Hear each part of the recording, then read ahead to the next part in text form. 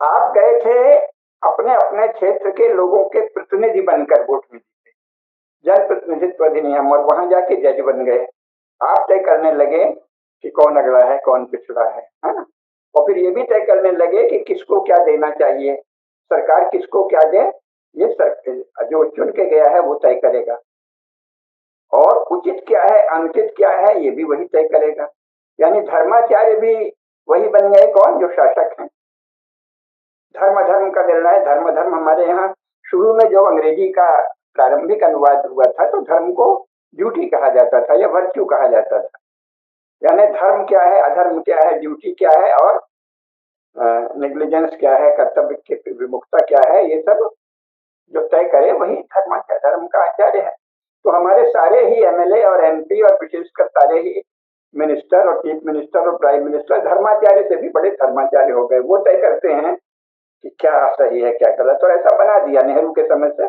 और अब वो ढर्रा चल रहा है, सारी पार्टियां उसी को चलने देती हैं कि हम धर्माचार्य से भी बड़े धर्माचार्य हैं और जज से बड़े जज हैं। जज तो बाद में करेगा, हम बताएंगे जो कानून, उसके अनुसार जज फैसला देगा। तो ये धर्माचार्य भी हम ही हैं, जज भी हम ही हैं, ये संविधान में नहीं लिखा है, लिखित नहीं है, लेकिन उसमें से निकाल लिया। क्यों? आप ही गए हैं, संविधान आपने ही बनाया है, फिर आप ही शासन में गए हैं, आप उसकी कोई भी व्याख्या कर लें। तो ये स्थिति क्यों आई है? अभी बात केवल ये है कि भारत में जनप्रतिनिधि, जो जनप्रतिनिधित्व अधिनियम के अंतर्गत अपने अपने क्षेत्र के प्रतिनिधि होते हैं, और मुख्यमंत्री संपूर्ण प्रदेश का उस अर्थ में प्रतिनिधि मान लिया जाता है, और प्रधानमंत्री संपूर्ण राष्ट्र के, और राष्ट्रपति तो संपूर्ण राष्ट्र के हैं ही। लेकिन फिर वो वहां पहुंच के जनप्रतिनिधि नहीं रहते। प्रतिनिधि कौन होता है? हमारा प्रतिनिधि कौन है? हम किसी को भेजेंगे, मान लीजिए मुझे आज वार्ता करनी है, फिर मैं नहीं वार्ता कर रहा हूं तो मैं किसी को कह देता हूं। मान लीजिए कोई हमारा अच्छा शिष्य है ना? सुरजीत पाल है, अच्छा युवक है, अंग्रेजी भी पढ़े है, संस्कृत भी पढ़े है, मैं उसको कह देता हूँ जा तू हमारी ओर से बोल दे, तो वो हमारा प्रतिनिधि हो गया। जनप्रतिनिधि कौन है? जो हमारी ओर से हम जो चाहते हैं, हमने जो सिखाया है, हम जो बोल रहे हैं वो बोले, वो जनप्रतिनिधि। कोई भी MLA, MP, minister, chief minister, prime minister जनप्रतिनिधि कानून में जनप्रतिनिधि है। वहां जाके बताता है ये अगड़ा है वो पिछड़ा है, हम इसे दबाएंगे, हम उसे हटाएंगे। तो वो क्या हुआ? धर्माचार्य और जज बन गया। तो ऐसा क्यों है?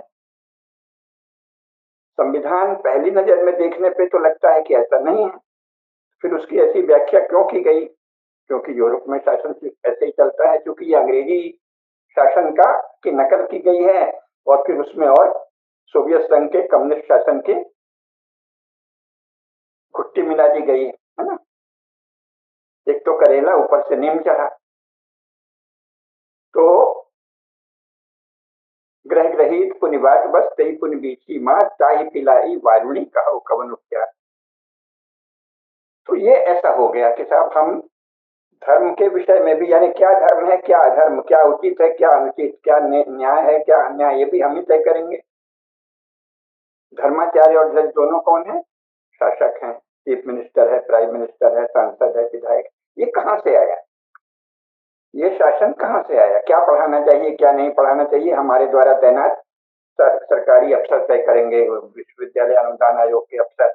तो जिला शिक्षा अधिकारी से लेके निदेशक शिक्षा, डायरेक्टर एजुकेशन, शिक्षा के निदेशक, शिक्षा के जिला अधिकारी ये तय करेंगे। कहां से आया, किस आधार पे आया? चल तो ये केवल ब्रिटिश शासन में जरा शुरू हुआ था, और पूरी तरह इस पर अमल कब से हुआ है? 1950 के बाद से। 15 अगस्त 47 से शुरू हो गया, और इसको कानूनी रूप 26 जनवरी 1950 से दे दिया गया।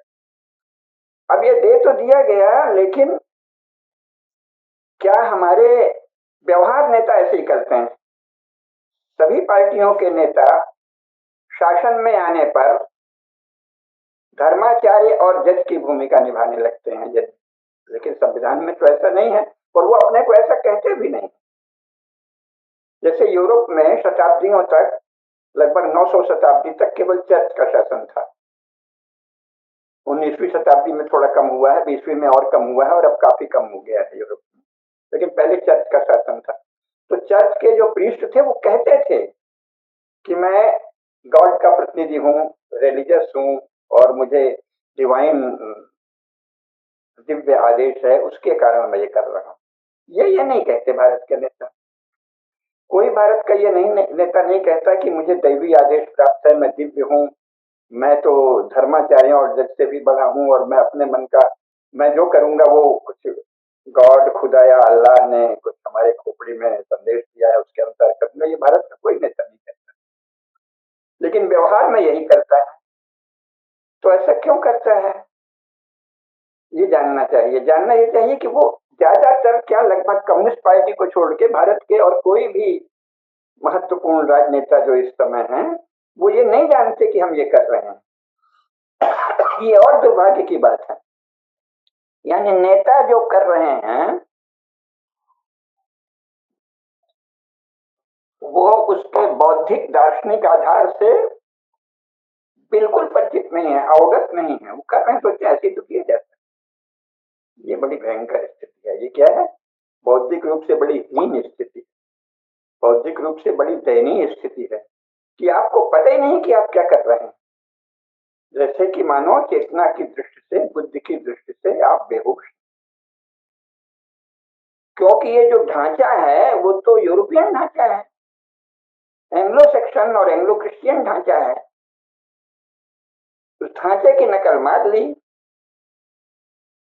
लेकिन बाकी समय जनता जनता रखते हैं। लोगों का मन है मैं जनता का प्रतिनिधि हूँ। मोदी जी कहते हैं मैं 140 करोड़ लोगों का प्रतिनिधि हूँ। कुछ भी मतलब ऐसे क्यों बोलते हैं, क्योंकि उसमें वोट लेना है अगर, तो ऐसे बोलना पड़ता है।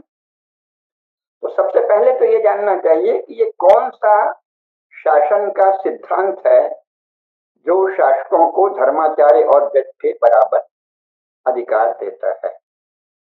ये विद्यार्थियों को, नई पीढ़ी के लिए शिक्षा की बात है। संक्षेप में बताएंगे क्योंकि इसमें और भी कई बातें कहनी है, और एक ही वीडियो काफी है। ज्यादा लोग इस पे की गंभीर बातें संभाल नहीं पाते, उसके लिए फिर आपको पुस्तक पढ़नी पड़ेगी।